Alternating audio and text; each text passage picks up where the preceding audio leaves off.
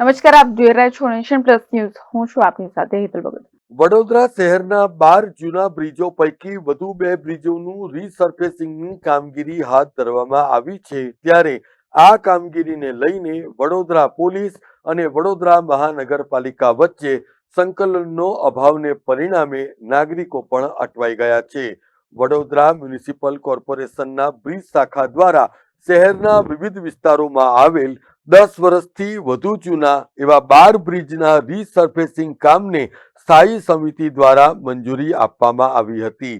ત્યારબાદ સૌપ્રથમ સોમા તળાવ બ્રિજનું રીસર્ફેસિંગનું કામ શરૂ કરાયું હતું. જે કામ હાલ પૂર્ણતાને આરે હોવાથી બ્રિજ શાખા દ્વારા જેતલપુર ફ્લાયઓવર બ્રિજ અને લાલબાગના અવધૂત ફાટક તરફથી આવતો તેમજ રેલવે સ્ટાફ તરફથી આવતા 2 સર્વિસ બ્રિજનું રીસર્ફેસિંગ કામ હાથ પર લેવામાં આવ્યું હતું. આ અંગે વડોદરા પોલીસના ટ્રાફિક એસીપી દ્વારા જાહેરનામું પણ બહાર પાડવામાં આવ્યું હતું, જેમાં આજથી 1 મહિના સુધી બંને બ્રિજના રસ્તાને નાગરિકોના આવન જાવન માટે બંધ કરી દેવામાં આવ્યો હતો અને એ માટે વૈકલ્પિક રસ્તાનો ઉપયોગ કરવાની અનુરોધ કરવામાં આવ્યો હતો. તો બીજી તરફ કોર્પોરેશનના બ્રિજ શાખાના કાર્યપાલક ઇજનેર રવિ પંડ્યાએ આગામી 20 કે 21 તારીખ બાદ જ બંને બ્રિજના રીસર્ફેસિંગની કામગીરી હાથ ધરાશે એમ જણાવ્યું હતું, જેને પરિણામે પોલીસ અને કોર્પોરેશન વચ્ચે સંકલનનો અભાવ હોવાનું સ્પષ્ટપણે ફલિત થયું હતું. વડોદરા શહેરના જેટલા પણ જૂના બ્રિજો છે એમાં રીસર્ફેસિંગની કામગીરી તબક્કાવાર આપણે લઈ રહ્યા છે. હાલ સોમા તળાવ બ્રિજની રીસર્ફેસિંગની કામગીરી ચાલુ છે.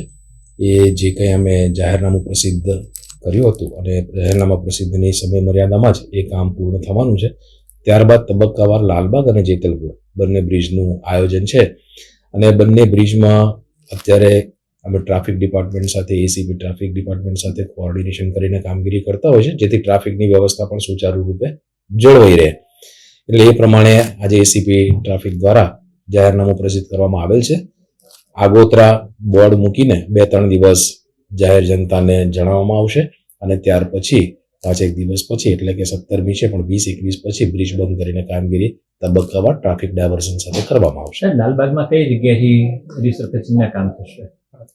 લાલબાગમાં બંને એપ્રોચ ઉપર બ્રિજની જે કામગીરી બાકી છે એ થશે અને એના માટે જે બ્રિજને રિલેટેડ જેટલો પાર્ટ હશે એટલો ટ્રાફિક માટે ડાયવર્ટ કરીને બાકીનો ટ્રાફિક ખુલ્લો રાખવામાં આવશે. ખાસ કરીને જેતલપુર બ્રિજ નીચે પણ કામ ચાલી રહ્યું છે. હાલમાં એ રસ્તો પણ બંધ છે, ઉપર એક બ્રિજ બંધ થઈ જશે.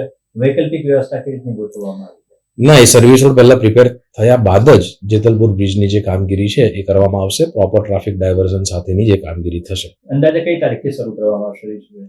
લગભગ 20-21 તારીખથી કરવામાં આવશે. એ પ્રમાણે અમે જાહેર જનતા માટે પહેલા બોર્ડ પર મૂકવામાં આવશે બંને તરફ અને જ્યાં જ્યાં ડાયવર્ઝન છે એના પણ આગળથી બોર્ડ મૂકવામાં આવશે, જેથી જાહેર જનતાને એની જાણકારી મળી શકે. સંકલનના અભાવને પગલે નાગરિકો પણ અટવાઈ ગયા હતા અને જે તે વિભાગોમાં સંકલન કરીને યોગ્ય જાહેરાત કરાય, જેથી કરીને નાગરિકોની હાડમારીમાં પણ ઘટાડો થઈ શકે એવી પણ માંગ અતુલ ગામેચીએ કરી હતી. જે રીતના વડોદરા શહેરમાં બ્રિજોનું રીસર્ફેસિંગનું કામ શરૂ કરવામાં આવી રહ્યું છે, ત્યારે વડોદરા શહેર પોલીસ વિભાગ દ્વારા આજથી જ આ તમામ બ્રિજોના જે કામો શરૂ થવાના છે તેને લઈને જાહેરનામું બહાર પાડ્યું છે અને તમામ રોડ કે બ્રિજ બંધ કરવાની ચર્ચા કરી છે.